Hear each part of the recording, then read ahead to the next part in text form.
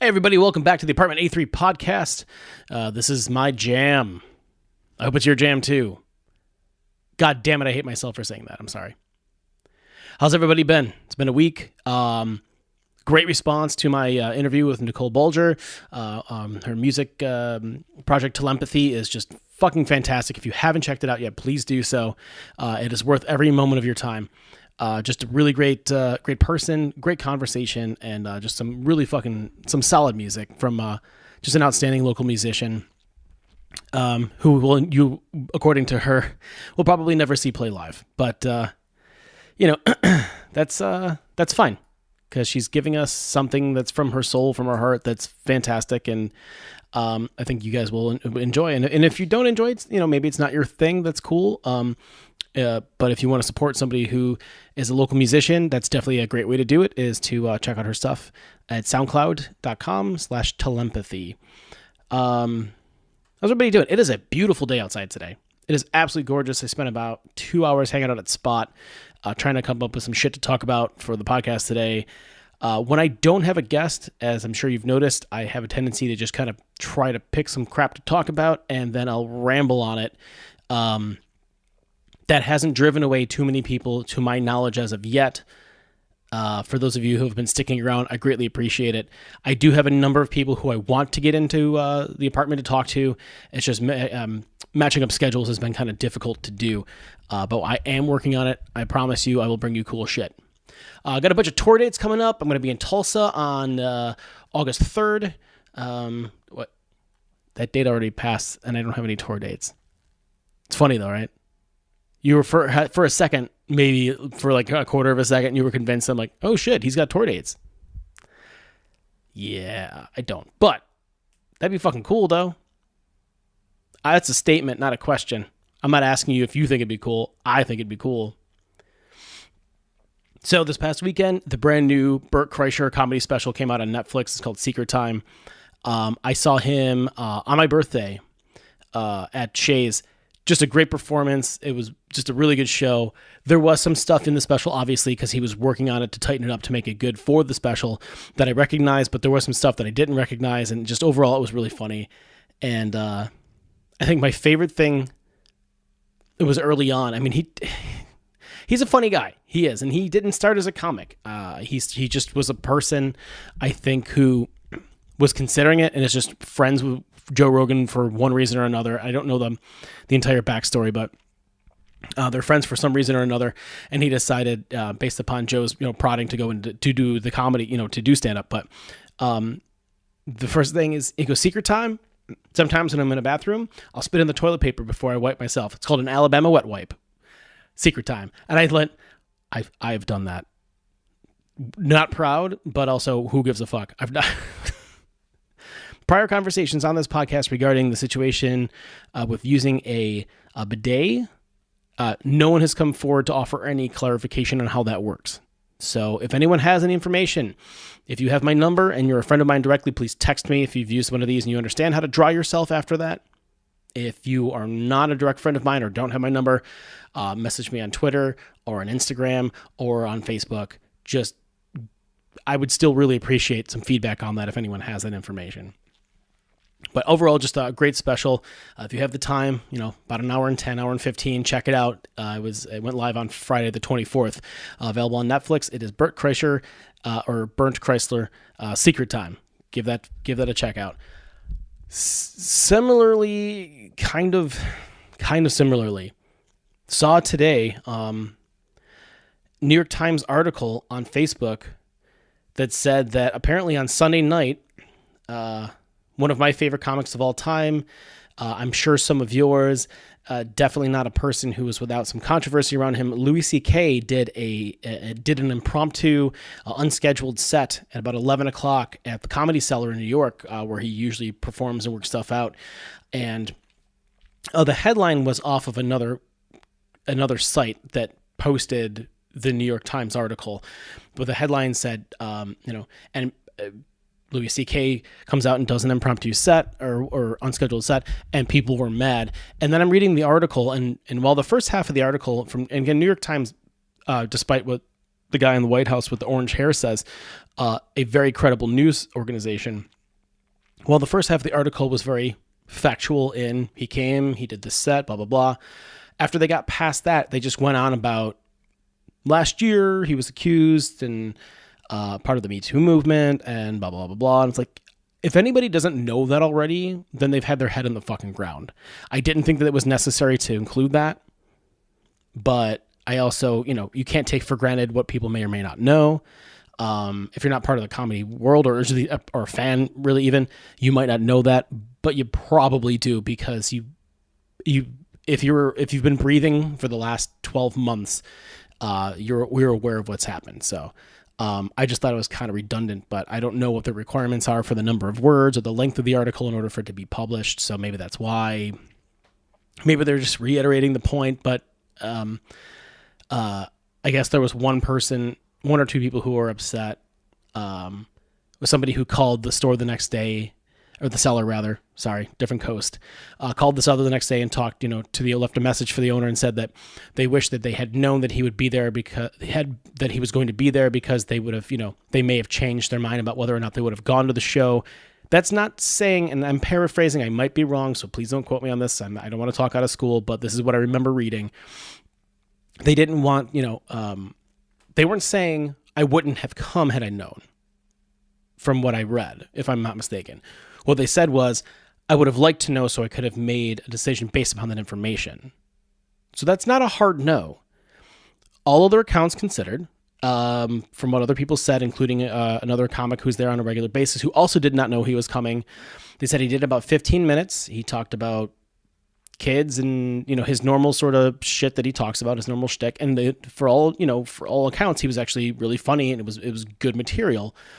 And that overall, he seemed to be pretty well received. I don't know what the situation is exactly, obviously. I'm not sure exactly what everyone's position on this is. It is a very hot topic. It is a very hot button issue. It is still, and it's going to be for a very long time. And not, and that is not without its merit. I understand that. And the problem for me is that as gross as the things are that he, did, he admitted to them. Granted, there was a silence for a long time before this came out, and then there was a pause before he did so. But on the scale, you might not agree with me, and that's fine. That's what America is all about, is being able to have your own opinion on shit and voice it. I feel like there is a scale of, dude, you should have done that to fucking scumbag when it comes to any of these things, and that he's nowhere near the fucking scumbag end of the spectrum. That's my personal opinion. If you disagree with me, that's fine. If you want to talk about it with me, we can. If you don't, that's also fine. I just feel like with all of the things in life, when it comes to things that, let's say, come down to legality, they come down to laws and whether they're illegal or not. For the most part, once somebody has served their time, as long as it wasn't a crime where somebody was murdered just egregiously just because, or, there wasn't something involving a child. I'm not going to go into detail on that. I have a very strong opinion on that, which swings the other way too much toward the end of you don't deserve to live if you pull shit like that. There is a determined amount of time and penance that a person must pay, both time and sometimes money as well, that as far as society is supposed to be concerned, meets the requirement for you serving your sentence based upon your crime.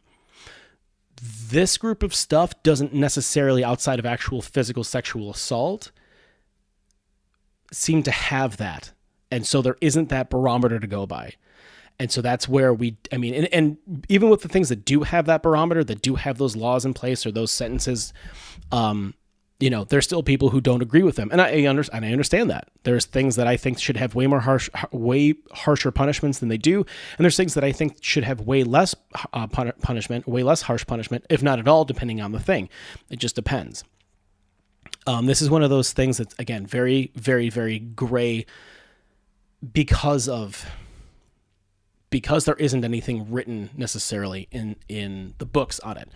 That is not to say that history and time isn't going to write itself into it regarding these particular topics, and this is one of them. And again, I didn't expect this particular part to go so long today, but I understand that there's a fine line, and I'm attempting to walk that and be very diplomatic, not because I want to upset people, or not because I don't want to upset people rather, but because it seems so very tentative. Everything seems so very,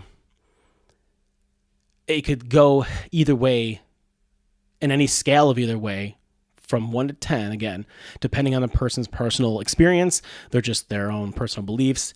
And I think somewhere in the middle on this particular topic is probably the most reasonable course of action. But again, I'm not a woman. I've never been sexually assaulted or I have never been within the scale of 1 to 10 on that. It's never happened to me. And it probably never will happen to me. So while I'm not within that confines, I'm not within that group and that metric, I certainly am on the outside of that, where it could be construed and possibly could be construed by any actions I might have had in the past or possibly in the future, that they're either read incorrectly or that there's something attached to them that wasn't meant in the moment that something happened. And I shouldn't say most, because I don't know. I think a lot of people, a lot of men, are kind of going through that now. I know Henry Cavill got some backlash when he said something about he would rather go back and be a booty call with an ex-girlfriend than have to find somebody new, because he's afraid that somebody might misinterpret a move or something and then he could be in trouble. And people were pissed, and I'm like, I kind of get it. The terrain, the ground is very, very soft. It is very uneven, and it is very susceptible to caving in. I don't know. I'm thinking of like a big sinkhole situation where if you step in the wrong spot, you break the ice, you're in the water. I get it. There was a lot of people who were really pissed at him for that and said, if you're just being a normal person, it shouldn't be a problem, if you're being just a normal guy. But it's like, I don't know. I've been in situations where I've talked to people and talked to them about the way they met their boyfriend, girlfriend, whatever. And the things that they said to each other were pretty aggressive sexually.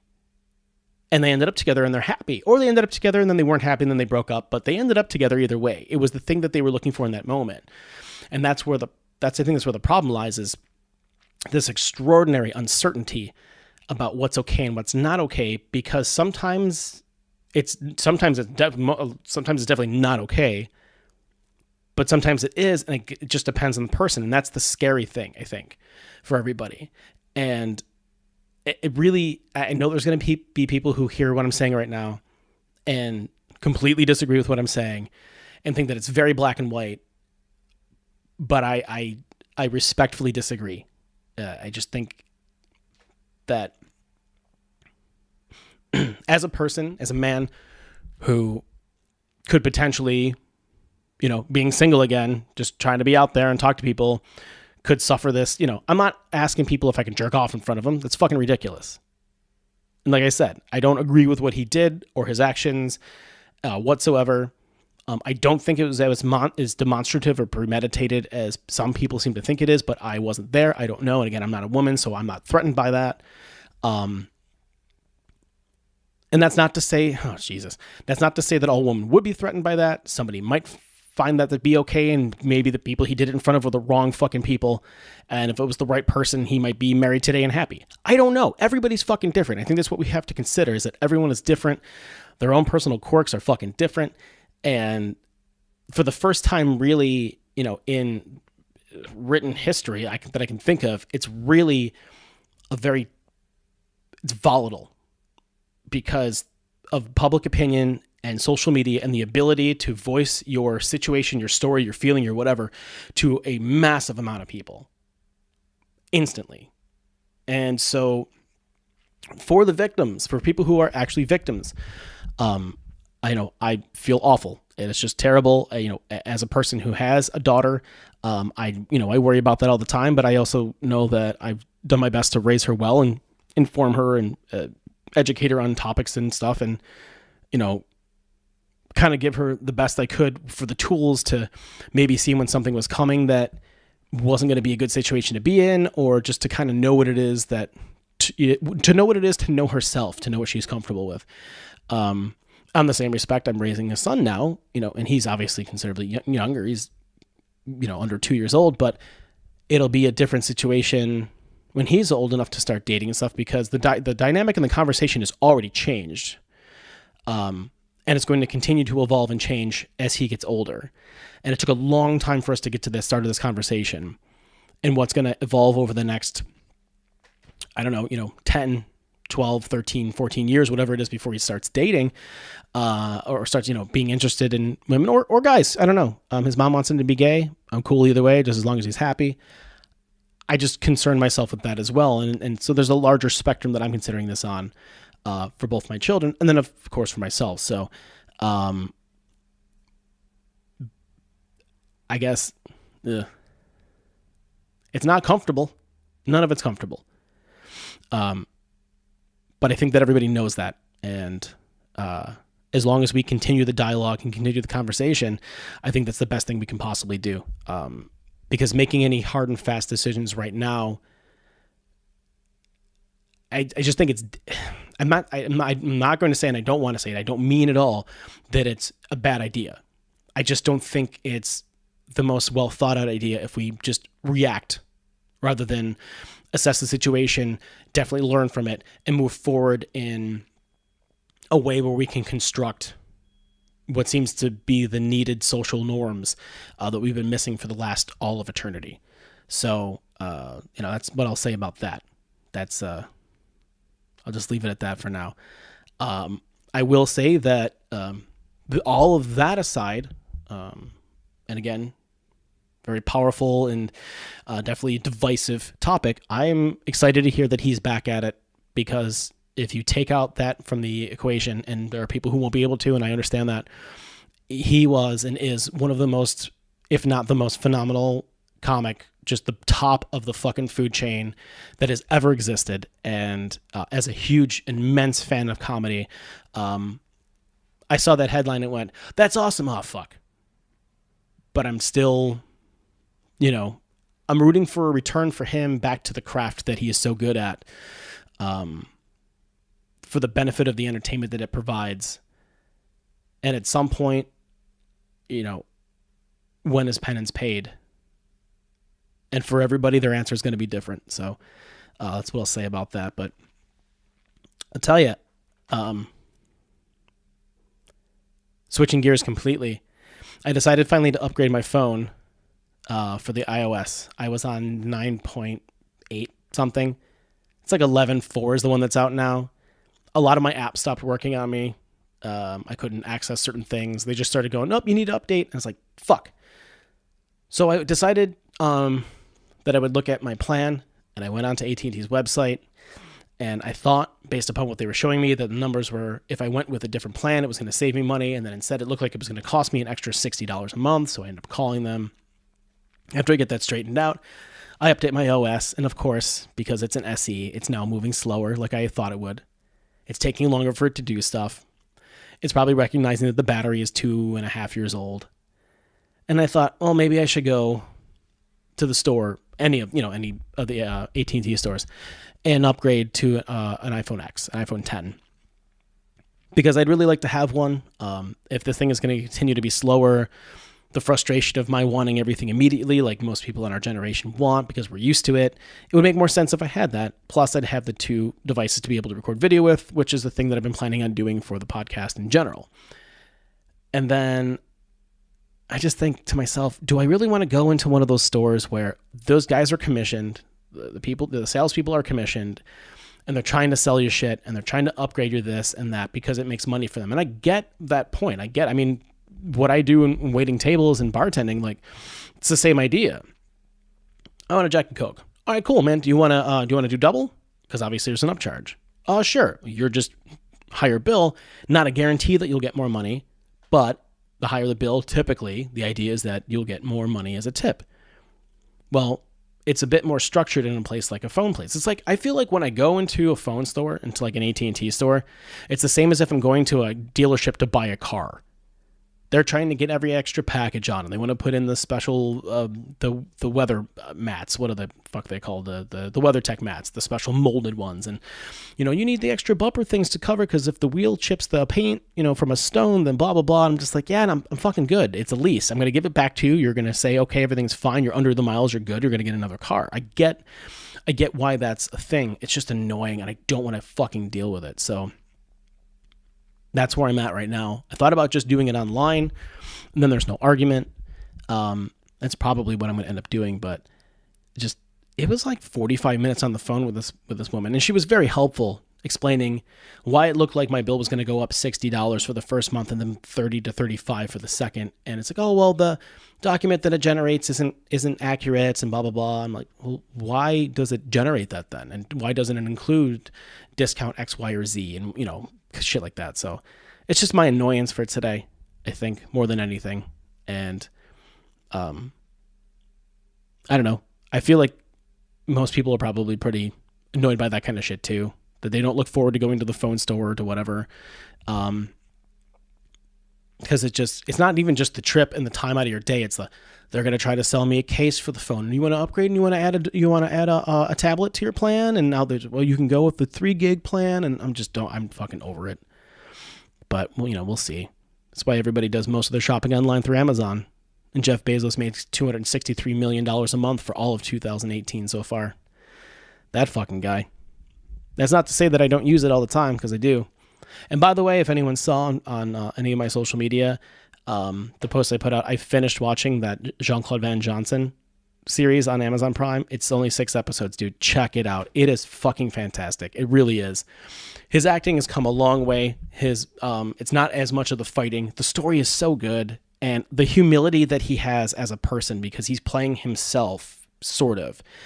And the callbacks to his movies, Double Impact and Time Cop and whatever, it's just hysterical to me. But it's so well done. Like, I find myself welling up with tears when it hits a moment. I'm just like, you're such an emotional bitch. But it's really good, and it's totally worth watching. So I would say if you have about 6 hours free, which nobody ever does, check that out as well. And let me know what you think.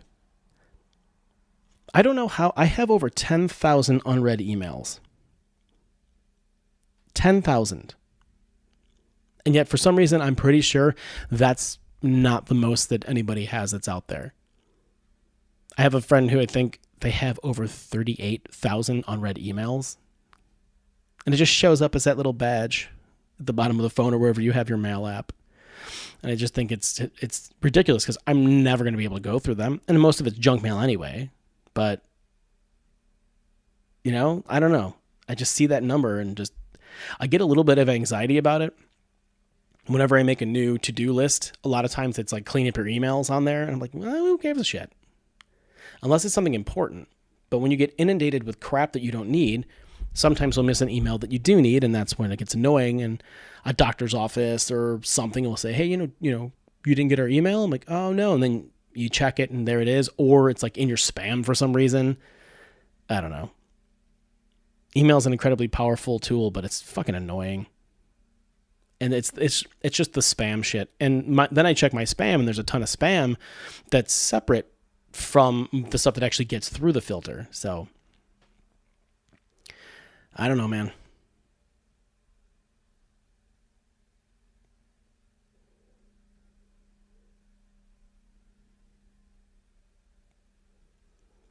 I was just when I was driving around earlier today, again listening to one of Joe Rogan's podcasts. I got into the first few minutes of his interview with Howard Bloom. I believe Howard Bloom is a scientist of some kind. I don't think he's a doctor, but he's definitely somebody that knows Joe. I guess they were in a movie together at some point. But within the first few minutes, he was explaining to Joe said, before we started the podcast, you said that you were bedridden for 15 years. And he goes, yeah, I had, and he names like the letters. It's not an acronym, but the letters that are for this. And it used to just be called chronic fatigue syndrome. Now it's like MFCFC or something like that. They added 2 at the beginning. I don't know, but it used to be called chronic fatigue syndrome. And I, over the past, 10 years or so, would randomly at times when I felt just exhausted, joke that I suffer from chronic fatigue syndrome because I always feel tired or drained of energy. This dude couldn't get out of bed for 15 years. 15 years he couldn't get out of bed.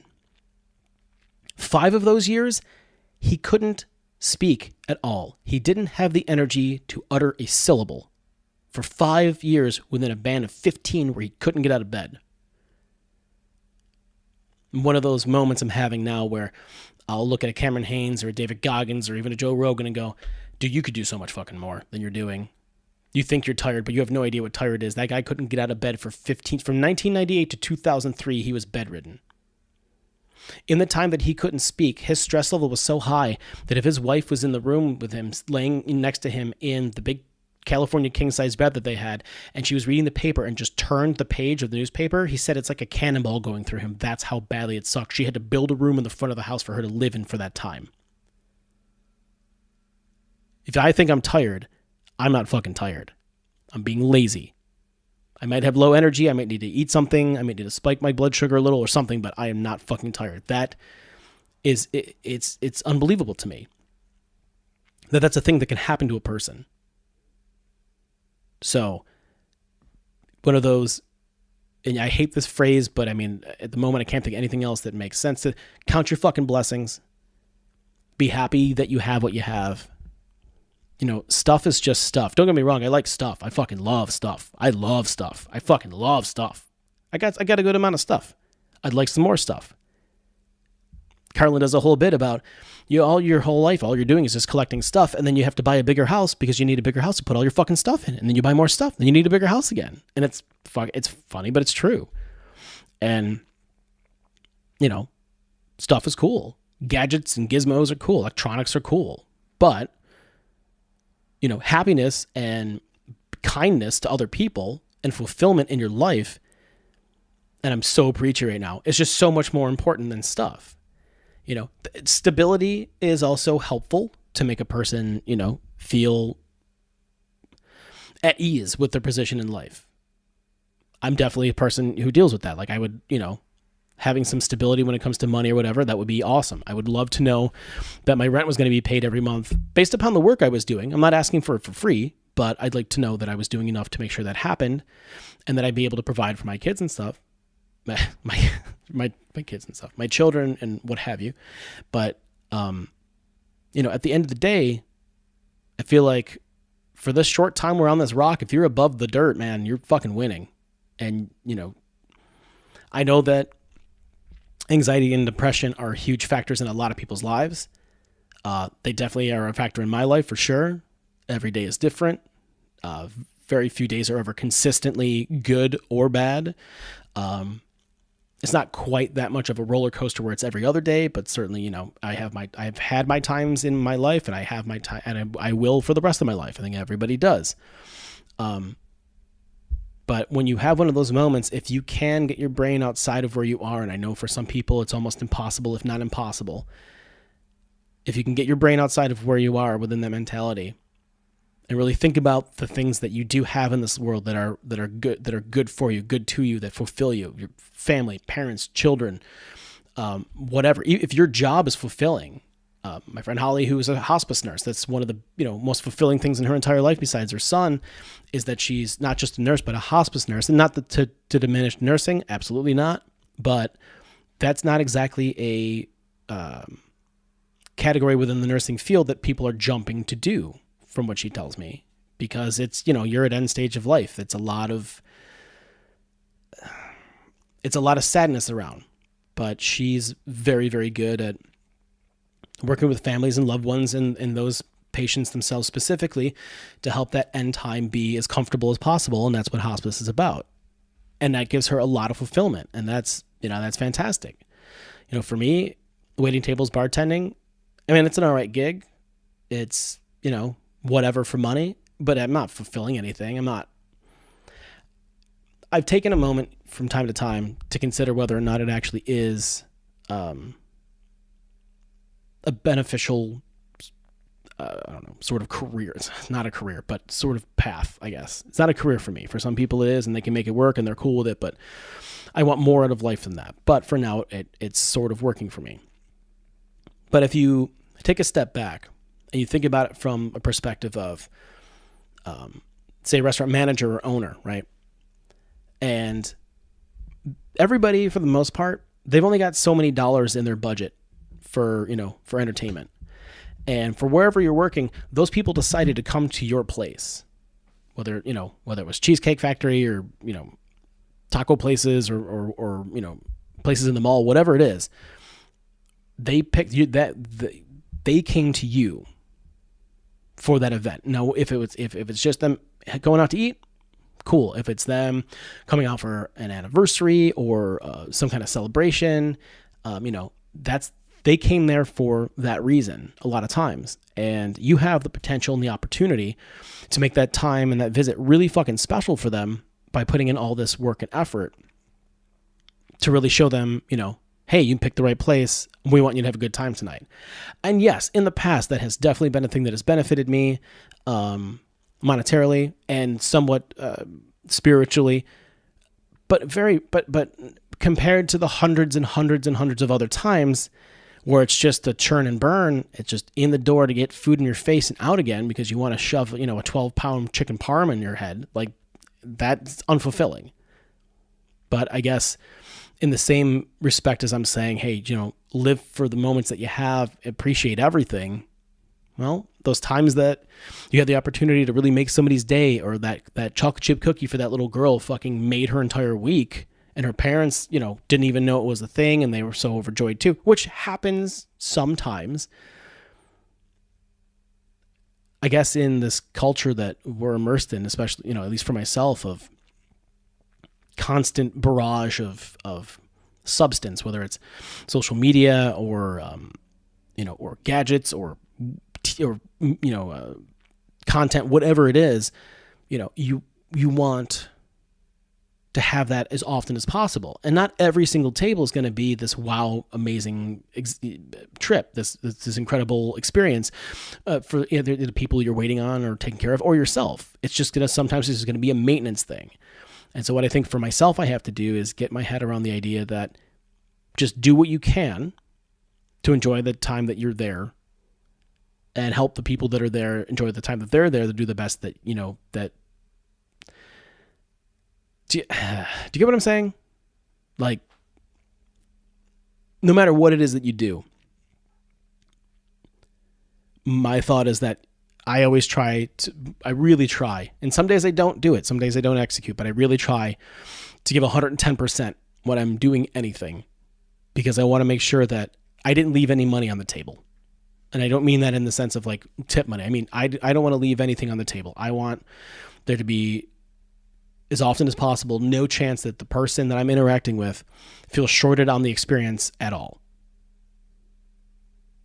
And I guess that's kind of how I feel about life too recently. Trying very hard, my damnedest, to make sure that people are feeling this way, observing that, and understanding that that's how I live. So I guess I'll leave you guys with that. Sorry I got a little preachy at the end there. And, if you disagree with me about anything, that's cool, because that's what this country's all about, being able to have our opinions, speak them, and share. And I think the thing, and I've mentioned this before, is having a conversation, starting a dialogue with somebody that you don't agree with, and you might not win them over, but at least you can see their opinion, their side of it, their perspective, for myself receiving and giving, or anyone for that matter, to really just kind of get a grasp on the fact that, there's 7.5-ish billion people on this planet. The chances that, that you're going to have people that agree with you on things are pretty strong, but the chance of everyone agreeing with you is absolutely non-existent. I just think it's an absolute non-existent thing. And I think the important thing to do is just try to have a dialogue, open a dialogue, have a conversation. And at the end of the day, unless the person's a real fucking lunatic or psychopath, have that mutual respect, for each other, that you're both humans and you're just trying to make it in this crazy world, because that's all anybody's trying to do. So everybody take care of yourselves, take care of each other, and I'll see everybody next week.